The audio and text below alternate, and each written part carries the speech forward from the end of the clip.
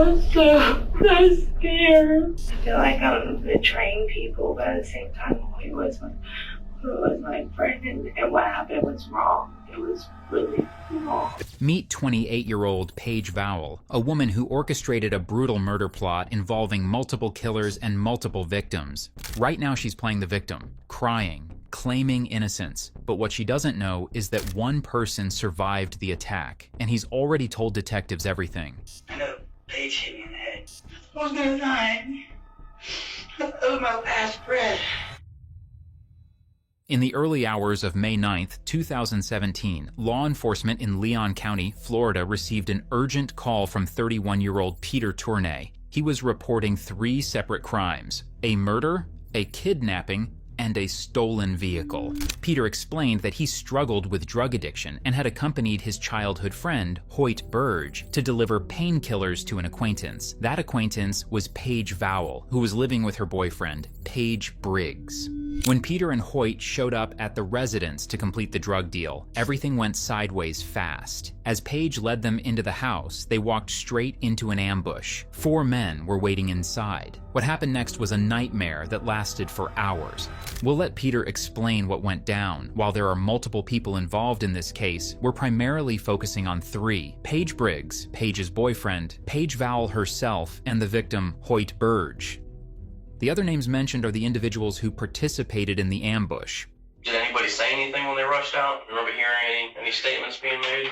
Not really. It was all jibber-jabber to me then. I mean, that was going on. I was still... And when you said Paige said something, you don't remember what Paige said to you? The only thing he was saying to me was, get down, stay on the ground. If you move, I'll shoot you. Did you get down on the ground? Yeah. Those were big guns. I was scared. Didn't go lie. Did anybody attack you? Yeah, I mean, after they basically got Hoyt, but... How did they attack Hoyt? Just came out of the room and just started, attacking, hitting him. I mean... What did they hit him with? I'm not even, to be honest, I don't know, they could have hit him with their pistols, multiple things, I don't really... Peter's leaving out critical details here. When he was forced to the ground, his eyes were covered with duct tape, but not completely. A small gap allowed him to see through a narrow slit. What he witnessed through that gap would haunt anyone for life. His best friend since childhood was being brutally attacked, beaten with gun handles, a hammer, and fists, while Peter lay helpless, unable to do anything but watch.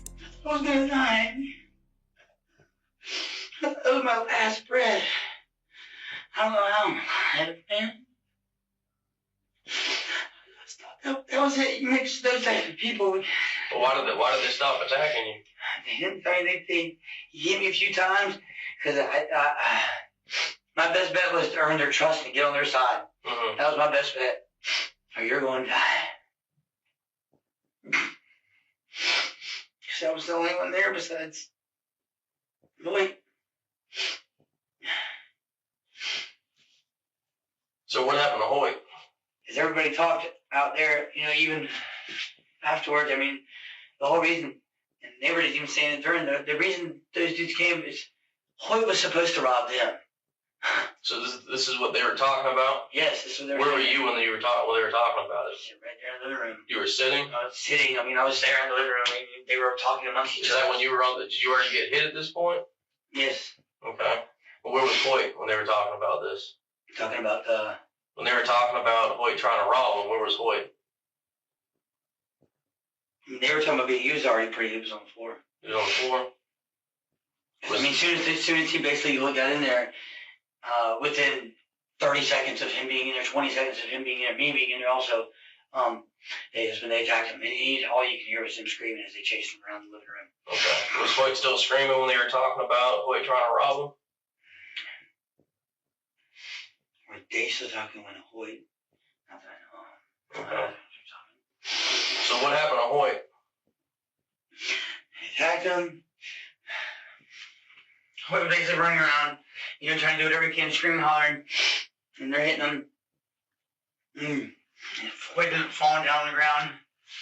I'm already down on the ground. I can look because I'm facing him this way. I'm facing. I can Hoyt's a few feet away. I can see it. I can see them hitting them. And I was like, that's kind of nippy, you know? Yeah. Wait. I mean, I couldn't see because my head wasn't like this the whole time as I'm laying down, so I wasn't like that. You know, to be honest with you, I want to see as little as possible. Mm-hmm. And I grabbed the gun from Patrick. What kind of gun did Patrick have? Was it big or small? It wasn't a handheld. I didn't really see it, to be honest, but it was a gun. So he grabbed Patrick's gun? Patrick's gun, and it went off. Boom. And that's all I heard. And, you know, when everybody heard that, they were just, boom. You know, kind of spooked. And I thought I heard someone say, I'm hit. I want to say it was... Who said they were hit? I want to say it was Hoyt. Or, he's like, I think I'm hit. And just kind of like... And that was the last I've heard of him. So that last voice I heard from Hoyt. Multiple witnesses confirmed that Hoyt's final words were, "Y'all just killed me." He understood exactly what was happening to him, and Peter had to listen as his friend took his last breath, all while their attackers mocked and laughed without any shred of humanity. We didn't plan like Pete, you came in the wrong place at the wrong time. That's what they told you? Yeah. Who told you that? Paige said that? Paige said that. I mean, they said, you know, as they went on throughout the rest of the night, as they're, you know, cleaning, doing whatever they're doing, trying to wash away whatever evidence or whatever they're trying to do. I just was like, I was just like this, like, wrong place, wrong time, goddamn right. So, what were they cleaning up? They were cleaning. I seen the girl. They were Paige's girlfriend. They Paige and them were selling her. I'm sorry, I've been up for, I don't know how long I've been doing this forever. She was clean. I seen her clean the blood off the wall. I don't know if she had anything part of it, but to be honest, I mean, I would think that she would be allured. Why not? Because Hoyt always had a weakness for women. Mm-hmm. He loves his girls, you know? And I think that she could have lured him in there. That's what I'm thinking. Where did they bring Hoyt? And I think I was like the bait or something. Like, you know, I was just, you know, innocent bystander type. Like, okay, we'll just use him. Mm-hmm. Wrong place, wrong time. Paige's girlfriend's cleaning blood off the wall. What did they do with Hoyt? Body stayed there for a while, for a little bit, and so they would just put like all kinds of things wrapped up in like either towels, you know, rugs, like a little white clear tarp, just whatever they could find to really. He stayed there for a while as they discussed, you know, what they're going to do, and they kept asking me, Pete, you're not going to say anything, are you? Pete, you're not going to say anything, are you? And hooked on the rope. I said, no, I ain't going to say nothing, man. You know what I'm saying? Yeah. I didn't think, it didn't matter anyways. I didn't think I was going to make it. I didn't think I was going to live. Mm-hmm. I said, this is it, man. I'm done. And they're like, so do you know what happened? And I was like, mm-mm. You know, that's the key. Survival. And whatever you can do to survive, do it. And that's what I did. Peter did survive, and how he managed to escape is absolutely shocking. After the group stuffed Hoyt's body into Peter's car, they forced Peter into the passenger seat. He had no clue where they were taking him, or if he'd make it out alive. They were talking about going to, Patrick was talking about, hey, I got a friend that we can go to. He's got plenty of land, you know, out there in the boonies. And they were talking about Monticello. And when I keep Monticello, I think my parents' house, you know, because it's not too far. We kind of live on the outskirts, but my parents live by the Tallahassee Car Museum. Mm-hmm. And that's when I was, you know, I had told the guys earlier, I was like, man, I was like, you know, because I was saying anything would help me. Like, I'll give y'all money, I'll give you whatever. They had already took all my money out of my pocket. They took my phone. They took everything, my wallet, my driver's license. That's what they said. They continue to say, like, we know where you live. We know your parents. And we will kill you and your family if you say anything. That's exactly what they said. And my mom's my world. Mm-hmm. So did they stop anywhere? Did they go to Jefferson County or Monticello, or? We got to.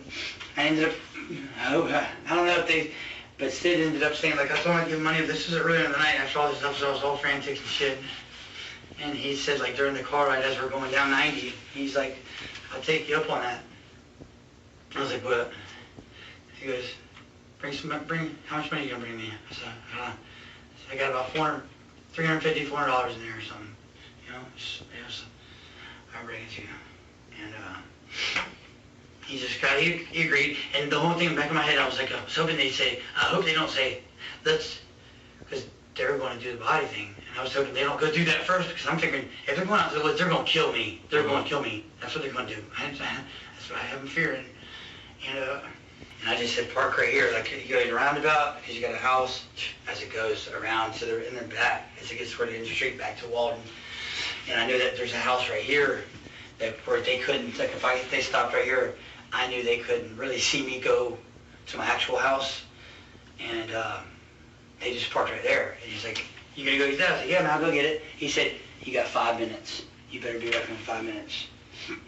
And so I got in the car. I walked slowly, I had to get for something, you know, because the sidewalk leads to the front door. And they can't see after so long. As soon as I knew they couldn't see, I run to my house. And I know it's right next door, so I run. I'm beating on the door. Boom, boom, boom, boom, boom. And my mom finally, first I'm trying to knock it. I didn't know if they could hear from that. That's how scared I was. Like, I didn't know if they could hear it. And eventually I could hear my mom, like, getting through and coming to the door. And she's thinking first, she's open. I'm just like, she'll tell you. I'm just like, get them, please. Like, I went inside, and immediately, first thing I do, I don't take a piss, I don't take a breath of air. Mom, and I'm trying to think how to say it, what to say, like, this is what happened, and I gave it all. I told her everything. And as I'm telling her, she's like, in the process, she's like calling 911. And she's like, yeah, call him, you know. Yeah, I said, and then she's talking to the officer, I guess, on the phone. I said, man, this shit's serious, man. Those dudes have guns. They just, you know, I mean, what dude just died. I mean, obviously they're not. And that was it. She called, we waited, and she wanted to keep going outside my mom. I said, Mom, just get in the house, man. Get in the house. These people are not playing. The officer went by, I guess by herself, check things out. And she wanted to see to it. This, Mom, let them deal with this. That's their job. That's their job, not yours. I need you. Fortunately, the group didn't chase after Peter or his mother, and both escaped unharmed. Because of Peter's bravery and the detailed information he gave investigators, police were able to locate and arrest everyone involved quickly, but nothing could have prepared them for what came next. Out of everyone they questioned, Paige Vowell's interrogation was the most disturbing by far. Hey, Paige, how you doing?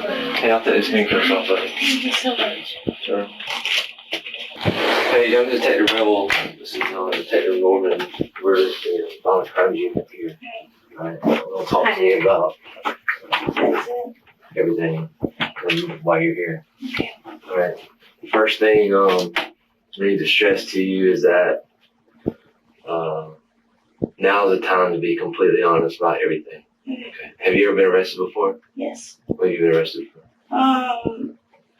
My possession of a controlled substance, that was like almost 10 years ago. Okay. My most recent arrest was battery and a VOP. Okay. Do you know what kind of investigation we're doing now? Yes, I believe so. Okay, you realize it's a homicide investigation, murder. Okay. So, by not being truthful with us can hurt you greatly. Okay, this is not a battery charge. It's not a possession charge. This is something that can affect you the rest of your life. This is something that I never thought I would ever.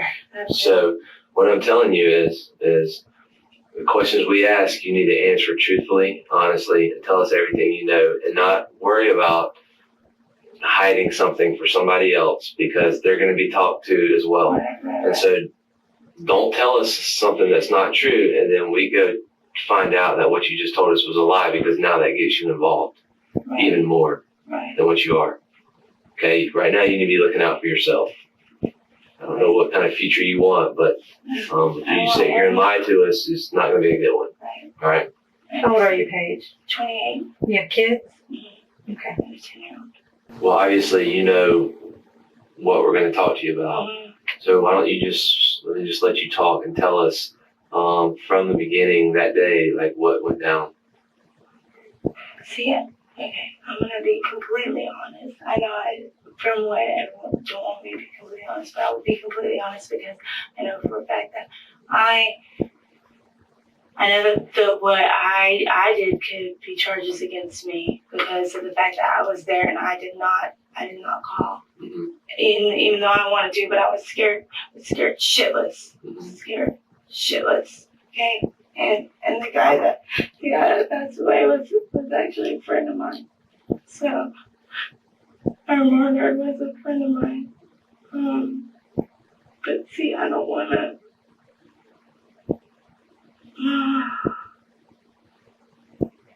Let's start with Monday night. Can you remember Monday night? That was the night he came, right? Who came? Was that the night that this happened? I don't know, my days are mixed up a little bit. Today's Wednesday. Okay, so yeah, it was 3 or 4 years right, yes, Monday night. So, wait, he came by to give me, like, am I incriminating myself by saying what I'm saying? You're a witness Okay, right now, okay? Okay, because, Listen, we're not worried about any drugs. No, anything about that. okay, Yeah. that's it. I was going to purchase some painkillers from him. He's a friend of mine. He brought someone that I don't know. I don't know this guy. I don't know who he had brought with him. How did you arrange for him to come over to buy whatever you were going to buy from him? I arranged it by talking to Hoyt. Hoyt was just supposed to. I didn't know if he was gonna bring what the painkillers with him, or if I was gonna go with him to go get some. I know I could. So I'm talking about, you talked to him on a cell phone, or how did you talk to him about it? Yes. Okay. So. Like via text or a phone call? Text. Okay. But my phone doesn't, like, that's why I have 2 phones. One, they don't work. They keep getting messed up. So, anyway, so it was supposed to be simple, quick, and easy. Wait. I don't know, it's hard for me to talk about him because I was really good friends with him. He's a little bit of a scumbag, like you would say, but like, not a scumbag, but like he was way too flirty all the time, you know, but he was really sweet to me. Really sweet to me.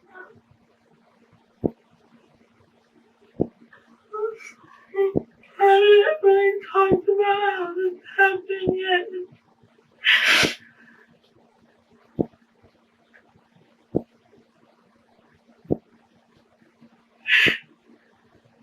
So I know what he wanted to do was come over there because he thought he was going to get some from me or something, and that just wants me to be so bad. He's just so sweet. In that regard, he's not an innocent guy whatsoever, but I don't know, it's hard. Let's pause right here. Vowell just described a man as sweet for coming over expecting intimacy, and the moment those words leave her mouth, she breaks down crying and claims to be devastated. But remember what Peter said. He believed Vowell deliberately lured Hoyt there because she knew he was attracted to her. She was the bait, nothing more, nothing less. And in this moment, she makes it painfully obvious that she knew exactly what she was doing, no matter how many tears she tries to hide behind. Who was all there when he came in? Well, they weren't supposed to, a lot of them left, and Paige left, and he came back. He wasn't supposed to come. He wasn't supposed to have been back so soon. I thought he was going to be gone longer because he didn't want me to get these painkillers or whatever he doesn't like. He doesn't like me doing them, and so it was kind of something that I didn't want him to be there for. He, this isn't like that, I do them sometimes, so, but he came back earlier than I expected, and, so, anyway, I told him and his friends to just, like, kind of, I don't know, just let me do it, I told him because he doesn't like me doing it at all. He found out and he was a bit upset that I was going to get him, but whatever. So Vicky, Patrick, and was that it? No, Vicky, Patrick, and Paige was there too. He'd come back. Okay. I didn't know he was going to come back so soon. Anybody else? And Vicky's boyfriend, Stan. Who? Stan. Yeah, he'll probably only have a lot of information I have because I'm sure they don't want me to tell you all what happened, but It's us talking. It's not. You're talking just to us, okay? but I know I shouldn't be. I feel like I'm betraying people, but at the same time, who was my friend, and what happened was wrong. It was really wrong. It was wrong, and like I said earlier, you need to look out for yourself right I'm now. not trying to worry. I'm worried about it. The fact that happened was wrong, and it shouldn't have happened. Do you know Stan's last name? Because you don't want to get in trouble by any of these people. I understand. Is he a white male or black male? White. Okay. But what I do know for a fact is that, like, maybe some wrong things were done. But I'm telling you this over for a fact. I saw the whole thing happen, and when you see someone hurt someone like that, you can tell their intentions are not good. You can tell people that are just like, calm down, that are just like, okay. Like, it felt like we were at attention. We were gonna get robbed from them. It's how it felt like, kind of, because he brought some other guy that we didn't know ahead of time. Like, it was supposed to just be Hoyt. Hoyt was the only one that was supposed to come over. He was the only one that was supposed to come with. He was supposed to come alone. He never said he was going to bring people. There was some truth to Paige Briggs and Vowell's claim that they thought they'd be robbed, but only some. Yes, there were text messages between Hoyt and another person where robbing Paige was discussed casually. And yes, Hoyt seemed somewhat interested, but when Paige eventually read those messages, it wasn't the robbery talk that set him off. It was what Hoyt said about Vowell. In those texts, Hoyt boasted that he'd been intimate with Vowell several times. That's what pushed Paige over the edge. After reading that, revenge was all he wanted. The plan practically formed itself. Beat Hoyt, rob him, and let Vowell walk away with free pills. How it happened should not have happened. It was kind of supposed to be a low-key thing. Like, I was just kind of supposed to switch out with Hoyt really quick. Like, do a little transaction really quick. That's what my intentions were, was to do a little quick transaction. So, Okay. I'm sorry, keep going.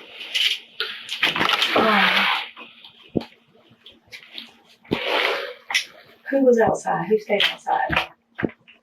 I'm not exactly sure. It's one of the little, I think it started with a P, one of the little guys. That's the little short guy you're talking about? It starts with a P? Yeah, I think it starts with a P. Okay. But he did not mean to get, I feel like he was put in a situation that he didn't want to be there. All I know what happened, it went really fast, but Paige held Pete to the ground. He held Pete to the ground. Yeah, that's his name. It was Pete. Pete. Yep, that was his name. He came back so quick right there. Pete was his name. Sorry, when some people ask me on point, I don't always know. Okay. So Paige held Pete to the ground. Yeah, and he said, Pete, everything's gonna be fine. Just keep your hands on your right. Was this in the house? Yeah, he said, yeah, in the house. This was after a long time. I don't know. I'm all over the place about it because this is the first time I'm going through it. Okay, let's go. Let's start here. Hoyt came up. Y'all were going to do an exchange. Yeah, Hoyt came up with Pete. Okay. And then some other people. I think white guys, black guys, girls. There's no girls. There's no girls. Okay. There's no girls. Okay, so he comes up with other people. You don't know who they are. Yeah, but some of them were he was starting to invite, Hoyt tried to invite his friends to come in and stuff, and then they didn't want to or something, and he said, fine, go stand in the bar or whatever. Okay. So, okay, I don't know, it was just kind of weird. Kind of weird is certainly one way to describe a murder, but let's call it what it really was, a setup from start to finish. True to form, Vowell shifts all the blame onto the men for how things escalated, conveniently skipping over her own involvement. The reality? The group that arrived with Hoyt and Peter actually wanted to come inside the house, but Vowell told them not to. Why? Because if they were inside, her ambush wouldn't work. Hoyt wouldn't be outnumbered. He wouldn't be defenseless. And she wouldn't get those pills without paying. I feel like at first, maybe Pat and them maybe thought that there was going to be a robbery. I felt when they brought all the people there, I could understand why he thought that they were going to try and rob them. But then after they came in, I felt like nothing bad was going to happen, and I felt like it wasn't going to be like what he thought it was going to be. So they just was holding Pete down, trying to figure out what was going on, and Hoyt was just going crazy. And Stan, and because I'm being completely honest, I can't believe I'm doing this, but I feel really bad for Hoyt. It shouldn't have happened like that. If it was, anyway, Hoyt started going crazy. Stan was grabbing them all over the place, and literally, I swear to God, I saw Hoyt's ear like dangling or something, and I tried to get him to stop, but then Hoyt was going crazy. He was like jumping around all over the place, and then the next thing you know, I hear a gunshot. And I didn't think he hit him or anything. I didn't think that Pat hit him, but he did. And then after that, maybe I wanted to go. I wanted to go the whole time, and I was so scared. I was so scared. I can't believe that happened from me. Where did this happen at? In the house? In the living room. Okay. There's only like one room available. Okay. But me and Paige ended up calling someone. He doesn't want to put his name out there. He didn't do anything wrong. He just was there to pick me and Paige up because we did not want to be part of that situation at all. We did not want to be a part of it. I wanted to pretend it didn't even happen. Like it felt like it was so surreal. It felt like a dream, like the worst nightmare of my life. Who had the gun? Pat. I don't know why he shot him. He had a big gun. He had a big gun.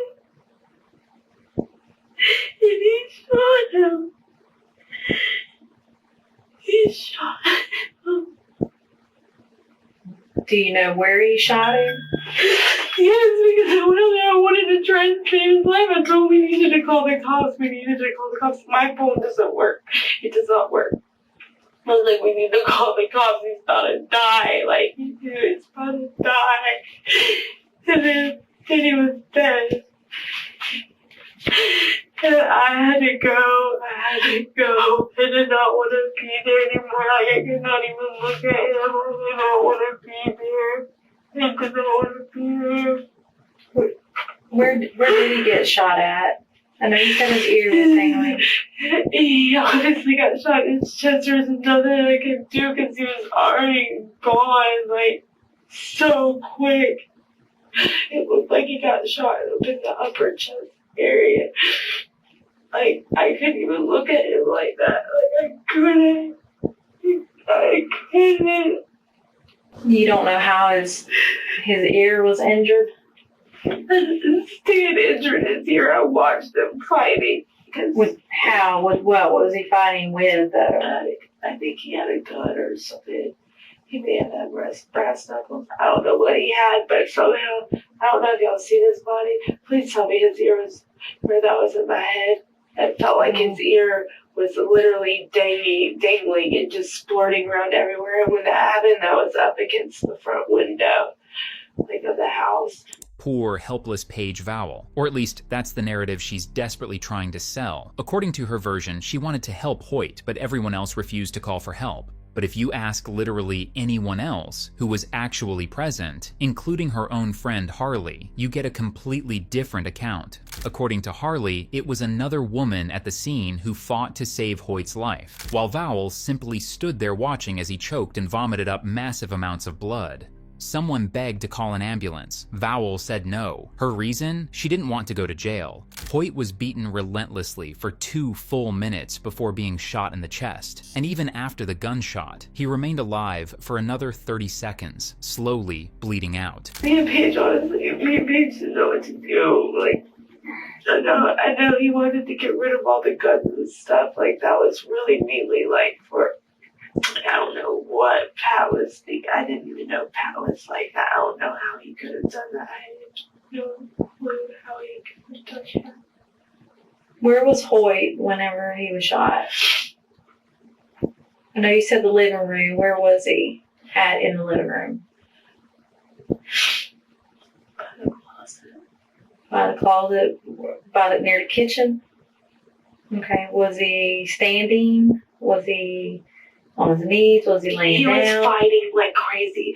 Like when I say someone who thinks that they're about to get hurt really bad fights like crazy, no. Usually you lay there and you're like, please don't shoot me, please don't shoot me. Hoyt did not do that. Hoyt was going all over the place. Like honestly, he was a fight. It was fighting back and forth. Who was he fighting with? Stan, honestly, I don't really, all I know is Paige was with Pete, trying to hold Pete down. And Stan and David and Pat were the ones that were over there, that were trying to hold Hoyt down, and then all of a sudden I hear the gun go off. And I'm never gonna get out of my never ever again. This kid, like, I cannot believe how I have ever seen someone die in front of you. Have you ever seen someone die in front of you like that? Someone that you're friends with, and you're really good friends with his girlfriend. I want to make up a lie in my head and just like pretend something, like I didn't even see that, like I wasn't even there. Like I want to train my brain not to be able to see that anymore. Like I wish you could see that. I don't know if I'll ever be the same after that, to be honest. I can't. Before the gunshot went off, you said there was fighting. Were there any other weapons involved?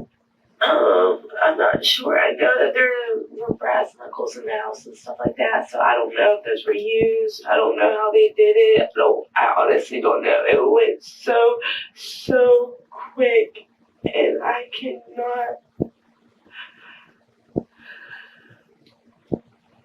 I'm sorry. So you didn't, I keep picturing it in my head. You didn't see anybody use any hammers or anything? No. Didn't see any hammers or anything. You saw all I saw was that I had Charlotte. And I didn't know what to do. I honestly, I didn't know what to do. I wanted to go. I wanted to leave her. I wanted to go to the hospital. There's nothing that could have been done. I just wanted to leave. I was scared. I was so scared. Like, I don't understand how all that can happen when all I wanted to do was just, I feel like it's my fault. If I hadn't wanted to get any painkillers, none of that would ever happen. So it's my fault. It's my fault. Vowell knows precisely how Hoyt's ear ended up mutilated. According to her friend Harley, Vowell allegedly admitted they needed to make Hoyt unrecognizable to hide the crime. Her solution? Grab a hammer and start swinging at his head. She didn't stop until, in her own words, his ear flew off. The autopsy confirmed this, showing a 1.5 inch by 1.5 inch skin flap torn from Hoyt's skull near his ear. That's not exactly the behavior of an innocent bystander. I guarantee you, once he messed his ear up, I think that's whenever Hoyt really started going crazy. I mean, I have my ear trumped on. I don't know what I would do. But it looked like his ear was dangling and there was just blood going everywhere. And I was just standing there saying, stop, stop. So, but were they fighting with just their hands, or are they? No, there's definitely not. There's nothing with hands. What was their There's fight? no hands. I don't know if you'll know. There's no hands. There's no possible way they could have with hands. There was guns. There was just guns. I don't know. Like they were hitting with guns? Yeah, he could have got pistol whipped or something. No, I'm asking, did you see that? Or? I mean, I don't know. No, it's kind of like it really is kind of a blur. Like I've been trying to tell myself it didn't happen. I know it's not as wrong to do, but I've been trying to just try and make up things in my head that are. I can't do it though. I can't not see him all the time. So you saw Stan hitting him with something. Yeah, I saw Stan hitting him and they're all yelling and I was just trying to get them to stop. But you don't know what Stan was hitting with? I have no clue what he was hitting. All I know is he was getting hit and Stan was gonna and all I know is in that moment I could tell each and every single one of those dudes, I could tell who was out there that had no soul at all. But I could read them like a book. Like, they didn't give a fuck. Like, how can you do that to somebody? What was Patrick hitting him with? And Pat scared me the most. I thought Pat, I thought I had a really good judge of character. Like, I could tell he was a good person or not. I don't know. All of a sudden, something clicked with a lot of those people that I had never seen before in my life. Like, you can tell who someone really is whenever something like that happens. And you see that rage, like that for no reason. Of course, like, why are they getting mad at Hoyt? Whenever Hoyt's not doing anything wrong but fighting back, you know? Like. So what did Pat hit him with? I don't know if Pat hit him or not. All I know is Pat shot him. When did Pat get the gun? I mean, was he had it the whole time, or? Pat had it. Pat always has guns. He's obsessed with guns. His dad does. Owns a gun. I don't know. He's always got really good guns. So there was already guns in the house. Pat's there a lot all the time. He just actually moved into a new place, so he had his guns. Yeah, Pat had a big gun, right? So a long gun. Yeah, Pat had. When during the altercation did he get that? Did he have it? Was he holding it the whole time? Yeah, he already had it. So he had it while he was trying to fight Hoyt? No, I don't know if he had it while he was trying to fight Hoyt, but I know he had already had it in the house because he was in the process of moving. Yeah. So my question is, what point did Pat grab the long gun? I have no idea. There was so much going on. Honestly, I was watching Paige because he was my boyfriend, and so I wanted to make sure everything was okay with him. Remember, Peter didn't say Vowel just stood by watching. He made it absolutely clear that she actively helped clean up the crime scene and move Hoyt's body. I don't even know anymore. I don't even know how this happened. But all I wanted was it's my fault. It's really my fault. Because I wanted to get some pictures. I know this is tough, but we It's just no one understood. Hoyt's a good guy. Yeah, that's what I've heard. My friend, I don't know, on my Facebook, he said the sweetest thing on my birthday, not even 2 weeks ago, the sweetest thing. He's always been so sweet to me, and I cannot believe that happened to him. I can't believe he did that, and I had to see it. I should not have had to see anything like that. Excuse me for just a minute, Paige. Your dad owns the truck that you drive, right? Is it your daddy that owns it or your stepdaddy? Yeah, my dad. Okay. What's his name? David. David. Do you have a phone number for your dad? Yeah. What's his number, sweetie? Why can't I get on that? No. I'm just trying to be honest. We appreciate that. He deserves that. His girlfriend deserves that. And that's why you're in here talking to us about it, right? Because it's not right what happened to him. It's not right what happened. Absolutely. And that's all. You're not. I just need. I saw people for who they really were at that specific moment. You can tell who's not right in the head. I promise you that. I have never. What's Dad's phone number, sweetheart? I'm sorry. I have never, ever, would ever think that I would ever be in a situation like that. Ever in my life. And I literally, when I tell you, you can read someone and how they really are in a situation like that, which I would not want my worst enemy to have to witness or be in a situation like that, because that is I can't believe that happened. He was a scumbag when it comes to him trying to do stuff with me because he's a lower dog that way. But he is the sweetest guy. He has a really good freaking heart. He has the best heart ever. And it should have never happened to him. It should never happen to anybody. I didn't know what to do. I didn't know what to do. I had to shut someone behind great. Hey, Paige, before we go any further, you're not under arrest. Understand, okay? Right now you are a witness in this. But I do want you to read your rights just so you understand your rights. You're not under arrest, okay? But you need to know your rights, okay? All right. I should speak to a lawyer. Speak to a lawyer. Should I speak to a lawyer? I don't know how these things work. It's your choice if you want to speak to a lawyer or not. Well, let Detective Moore read you these rights, and then we'll kind of just go from there. You have the right to remain silent. Anything you say can and will be used against you in a court of law. You have the right to talk to a lawyer at this time and have a lawyer present with you during questioning.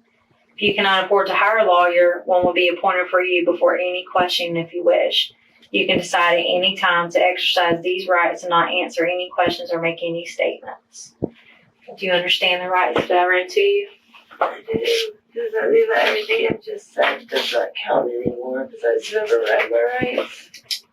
Well, you're not under arrest. Yeah, you're not under arrest or anything. Basically what you're going to do, if you'll just initial here that I read these to you, and you can reread them if you like, and read the statement right here. Honestly, I'm like worn out now. That was really. I have not thought about that night since it happened. I'm trying to pretend it didn't. That's why me and Paige went away to his beach house because we were both freaking out. Read this right here. We had no idea. We had no idea that was like.